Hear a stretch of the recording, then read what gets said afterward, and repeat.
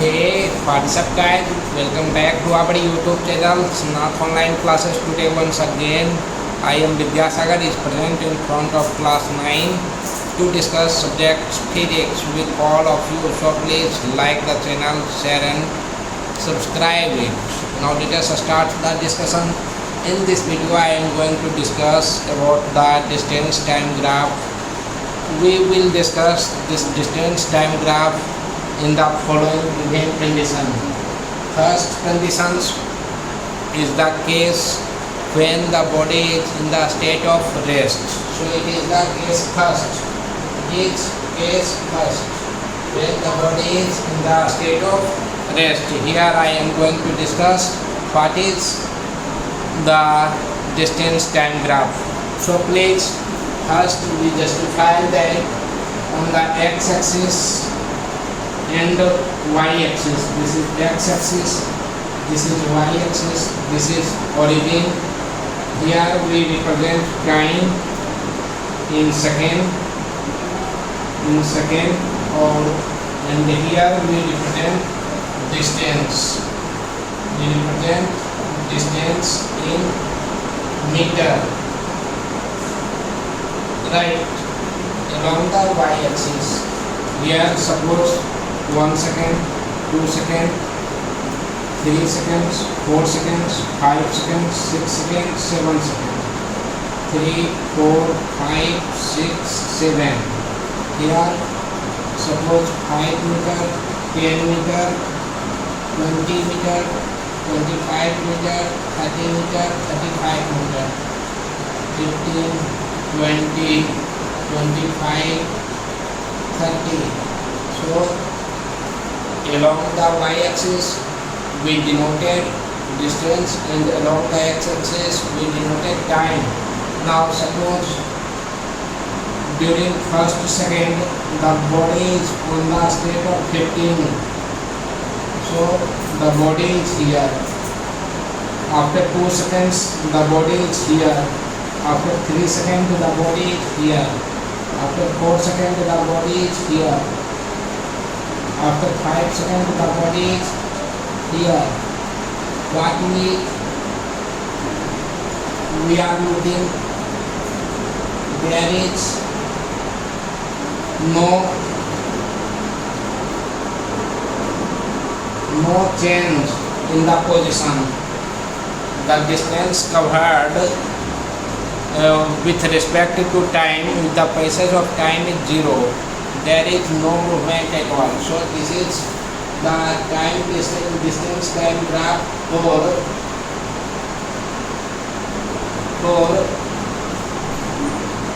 the body which are in the state of rest, right? So it is distance time graph. Here what it gives us, it informs us the body is in the state of rest. The body in the state of rest means no change in position, no change in position, no change in position. So the line of the graph is a straight line. So the line of the graph is a straight line parallel to the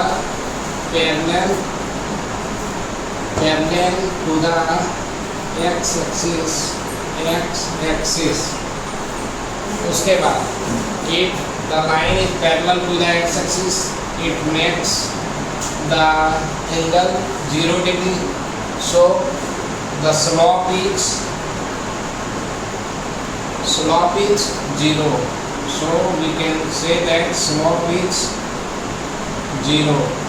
Right, due to parallel line with x-axis and there is no change in positions, it means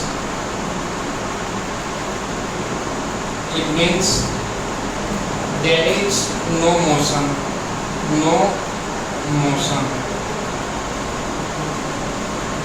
What is slope? Slope I shall discuss about it later. It is the ratio of y-axis and x-axis.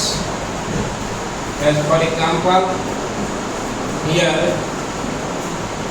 it is noted that it is the angle and it is x-axis, it is y-axis. So slope is given by, it is slope, ये आपका slope है। इससे इसका value कैसे निकालते हैं? तो इसका वैल्यू निकालने के लिए टेन थीटा रेशियो लेते हैं किसका, y। अगर ये 0 है, ये x है, ये y है, तो इसका वैल्यू क्या हो जाएगा, ये हो गया p, ये हो गया p, right. In the triangle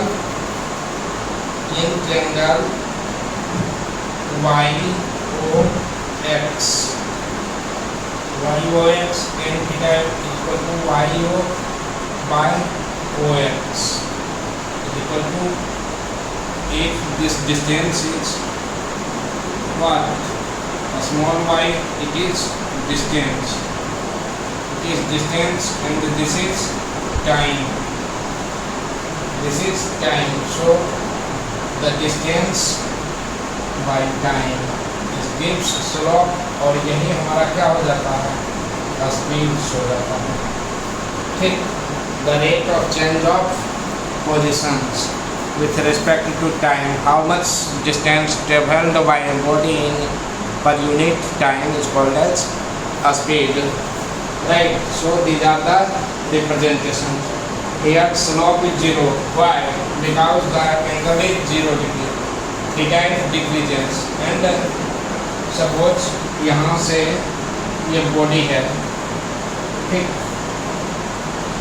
ये एंगल फॉर्म हुआ यहाँ, अगर इसको हम घटाते जाएं तो ये फिर यहाँ बनेगा, फिर यहाँ बनेगा, फिर यहाँ बनेगा, फिर यहाँ बनेगा, फिर क्या हो जाएगा, ये इस तरह से इसके पैरेलल आ जाएगा, right.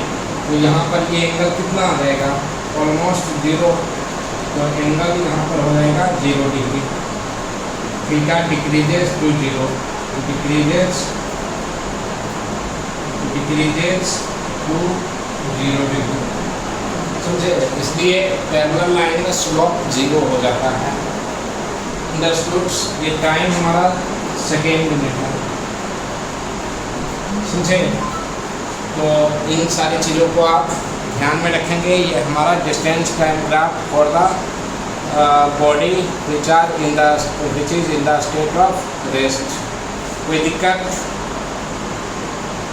Right in the comment box if you are facing any problems. Now let us observe that situation. We start to travel, and during first second we travel a distance of 5 meter, and after 2 seconds we reach the 10 meter, and at 3 we reach the 10 meter. Exactly. Use the graph paper for your convenience. I want to suggest you use the graph paper so that you can understood clearly time distance time graph for uniform motion. So पहले block में हम लोग 5 metre पर थे, दूसरे में 10 metre पर, तीसरे में 15, चौथे में 20, चौथे में कहाँ है 20, पाँचवें में 25, छठे में 30 और सातवें में 35, आठवें में 40 और नौवीं में 45 एंड सो ऑन। तो हम क्या देखते हैं, इस तरह से हमारा लाइन क्या है, बढ़ता जा रहा है। इस तरह से हम बढ़ते चले जा रहे हैं, ठीक। तो ये हमारा क्या आ गया, यही हमारा स्लोप हो गया। ये हमारा क्या हो गया, स्लोप हो गया। और स्लोप क्या दर्शा रहा है, यहाँ से यहाँ के बीच की दूरी भी क्या है, 5 मीटर। यहाँ से यहाँ के बीच की दूरी भी कितनी है 5 मीटर। यहाँ से यहाँ के बीच की दूरी भी कितनी है 5 मीटर। यहाँ से यहाँ के बीच की दूरी कितनी है 5 मीटर। यहाँ से यहाँ के बीच की दूरी कितनी है 5 मीटर। और यहाँ से यहाँ के बीच की दूरी कितनी है 5 मीटर। इसका मतलब हम क्या देख रहे हैं, टाइम इंटरवल कितना है, यहाँ से यहाँ तक 1 सेकेंड, यहाँ से यहाँ तक कितना है 1 सेकेंड, यहाँ से यहाँ तक कितना है 1 सेकेंड, यहाँ से यहाँ तक कितना है 1 सेकेंड, यहाँ से यहाँ तक कितना है 1 सेकेंड, यहाँ से यहाँ तक कितना है 1 सेकेंड, यहाँ से यहाँ तक कितना है 1 सेकेंड, राइट। यहाँ से यहाँ तक भी कितना है 1 सेकेंड, यहाँ से यहाँ तक भी कितना है 1 सेकेंड, और यहाँ से यहाँ तक कितना है 1 सेकेंड। इस तरह से बढ़ते जा रहा है।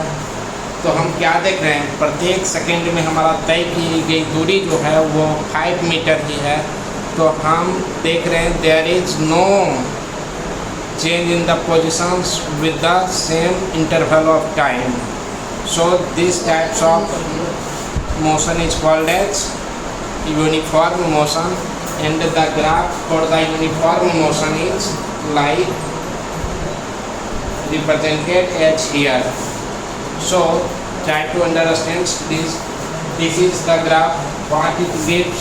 It gives that change in position is uniform, यानी body is changing its position uniformly, right, यानी यूनिफॉर्म चेंज इन पोजिशन है। दूसरा क्या है यहाँ पर, स्लोप जो है, slope is incline, slope is incline to x-axis, right, slope is inclined to x-axis। और क्या देखते हैं हम, और इससे क्या पता चलता है, इससे we can calculate the speed equal to क्या हो जाएगा, डिस्टेंस बाय टाइम। स्पीड क्या हो जाएगा 5 मीटर पर सेकेंड, 5 मीटर पर सेकेंड का स्पीड है, पता चल रहा है ना। 1 सेकेंड में कितना स्पीड तय किया जा रहा है, तो 5 मीटर। उसके बाद स्लोप इसका क्या है, स्लोप जो है, slope y by x equal to क्या हो जाएगा, स्लोप हमारा y बाई एक्स, तो 5/1 और 5/1 तो ये। उसके बाद छोड़िए इसको, स्लोप हमारा y बाई एक्स यहाँ पर है, और इसे क्या पता चल रहा है, और इससे कोई जानकारियाँ मिल रही है। यहाँ पर एक सबसे इम्पोर्टेंट जानकारियाँ हमको मिल रही है कि when the body is moving with uniform speeds, then the graph of distance time gives a slope that inclines to the x-axis. The slope of distance time graph for uniform motion is a slope inclined to the x-axis, but it's sir school कब खुलेगा और timing क्या रहेगा? School Bansraj परसों से खुलने वाला है और उसका टाइमिंग 8:30 बजे से होगा। Now let us look about the case 3 when the motion is non-uniform. In the non-uniform motion, distance time graph for non-uniform motion. Non-uniform motion, non uniform motion, इसके लिए डिस्टेंस टाइम ग्राफ क्या होगा? तो non uniform motion में दो case आएंगे। When the motion is increases, then it is called as accelerating motion, and when the motion is decreases, then it is called as decelerating motions. As for example, we achieve a speed of 10 meter per second after 2 seconds, right? So after that our motion is decreases, so up to 2 seconds we are increasing our motion, after that we are decreasing our motions. So these are the case of accelerating and decelerating. सीधी सी बात है कि जब motion बढ़ेगा तो उसको हम लोग accelerating कहेंगे, और जब मोशन घटेगा तो उसको हम लोग डीएक्सेलरेटिंग कहेंगे। और इसका जो ग्राफ होगा वो आपको याद रखना है।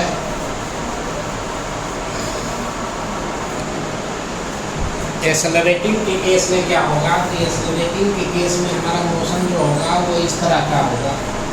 एक्सेलरेटिंग के केस में क्या होगा? मोशन हमारा क्या, मोशन हमारा एक्सेलरेटिंग के केस में इस तरह से होगा, ठीक। एक्सेलरेटिंग, अब देखिए ये हमारा जो है ये distance time graph for accelerating motion, यहाँ पर क्या हो रहा है? ये एक्सेलरेटिंग हो रहा है, एक्सेलरेटिंग मोशन यानी इंक्रीज कर रहा है। यहाँ पर मोशन क्या हो रहा है? इंक्रीज कर रहा है, और यहाँ पर डीएक्सेलरेटिंग हो रहा है, डीएक्सेलरेटिंग। यहाँ पर मोशन जो है वो डिक्रीज कर रहा है, क्या हो रहा है? डिक्रीज हो रहा है, ठीक। तो ये नॉन यूनिफॉर्म मोशन के केस में हो गए। इसका जो स्लोप आएगा वो किस आएगा? कर्व लाइन आएगा। इनिशियल स्पीड्स जो होगा वो नॉन यूनिफॉर्म होगा, नॉन यूनिफॉर्म आएगा। तो नॉन यूनिफॉर्म में हम लोग एवरेज स्पीड कैलकुलेट करेंगे, नॉन यूनिफॉर्म होगा इसलिए हम लोग एवरेज स्पीड्स कैलकुलेट करेंगे। उसके बाद डिस्टेंस जो होगा वो कंसीडर्ड एज डिस्प्लेसमेंट। एक चीज़ आपको ध्यान रखना है कि जब डिस्टेंस को हम लोग डिस्प्लेसमेंट कंसीडर करेंगे तो उसके सहारे हम जो कैलकुलेट करेंगे तो स्पीड ना हो करके वो वेलोसिटी कैलकुलेट होगा, right? So these are the things we have discussed today. In the next video we shall meet again, and I hope by next day on Tuesday we shall meet in offline class. Till that I want to say goodbye, thank you, see you.